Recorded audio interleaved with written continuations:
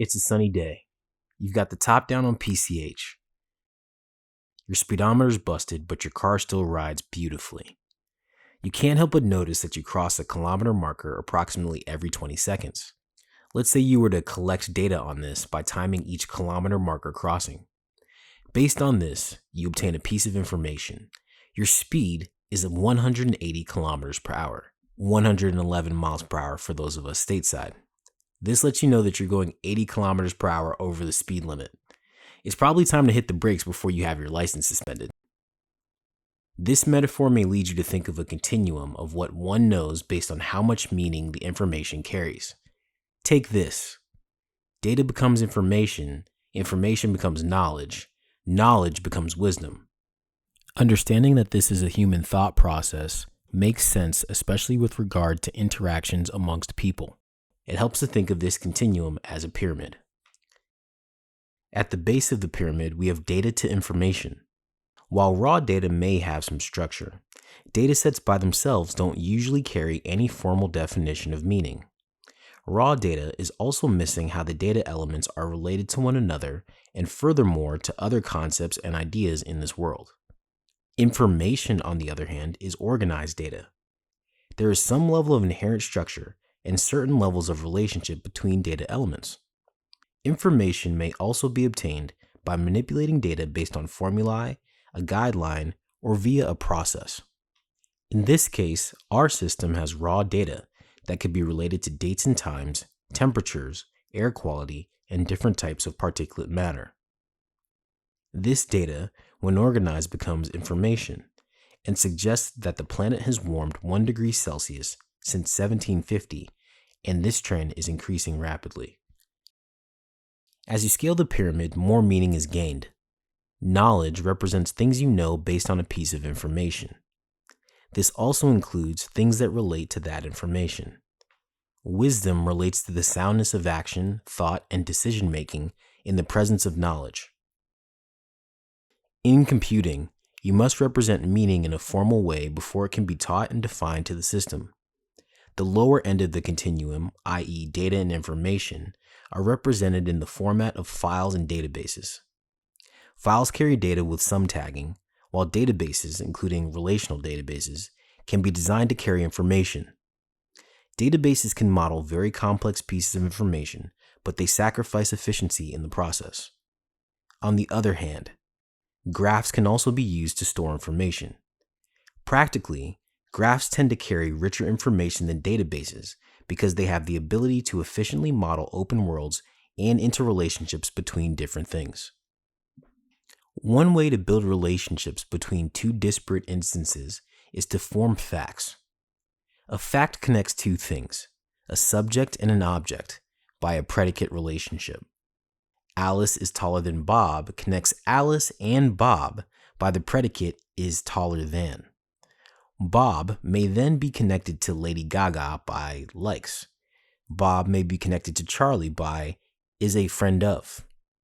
This kind of structure that lets you connect multiple instances with others using predicates is known as a graph or a network where the subject and object are nodes and the predicate is represented as an edge. In order to efficiently represent and manage knowledge, you need to utilize an ontology. This is a system that lets you define relationships between types and classes of things. Classes can also have subclasses or be part of other classes. This way, the ideas, concepts, and categories in a world can be efficiently represented. An ontology allows for knowledge representation in terms of concepts and categories, and their relationships.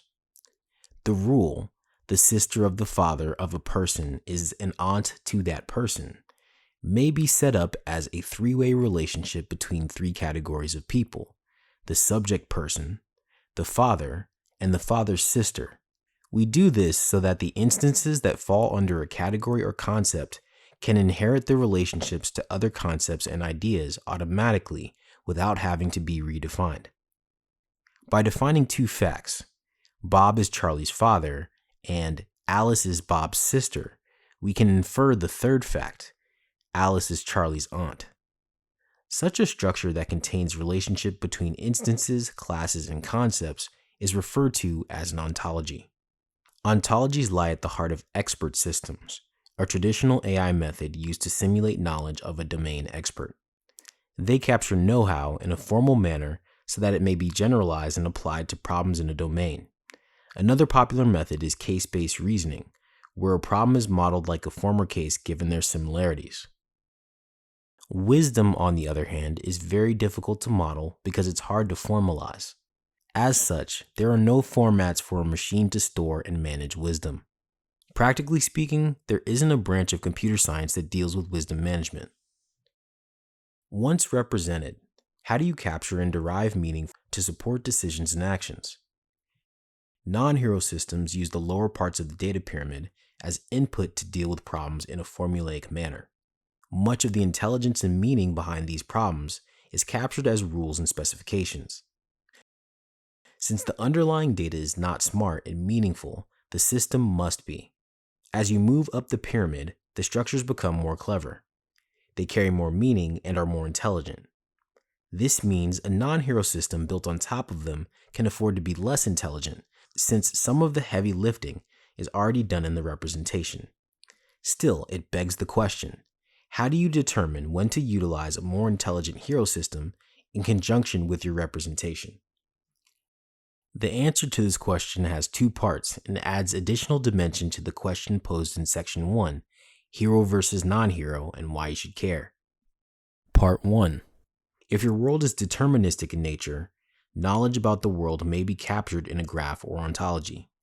Graphs and complex networks contain inherent information about their structure, which could be thought of as info about info. This knowledge may be sussed out by a machine to learn something about what the graph is modeling.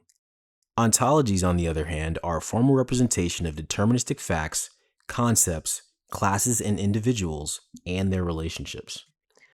When attempting to make the most of either form, graphs or ontologies, non-hero methods will not do them justice. Instead of a non-hero method, you may want to use hero models that are built on top of graphs or ontologies along with logical reasoning to accomplish your desired task.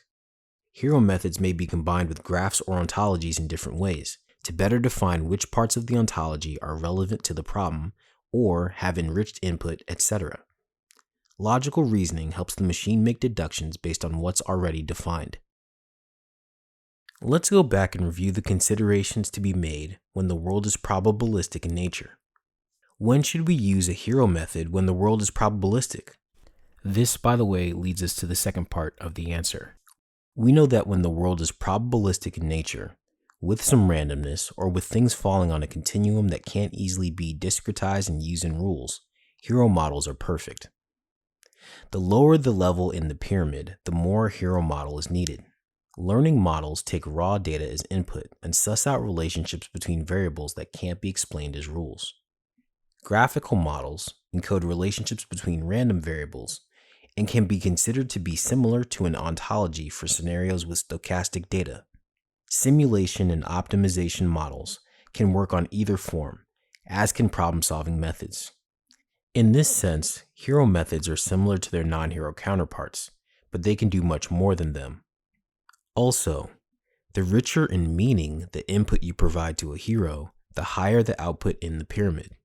Using hero models, we see the potential in building systems that are wise, falling under the realm of wisdom management. Ultimately, our goal is artificial intelligence. In order to get there, hero models are key. Ontologies, expert systems, and case-based reasoners need mechanisms that allow us to exploit their underlying knowledge representation.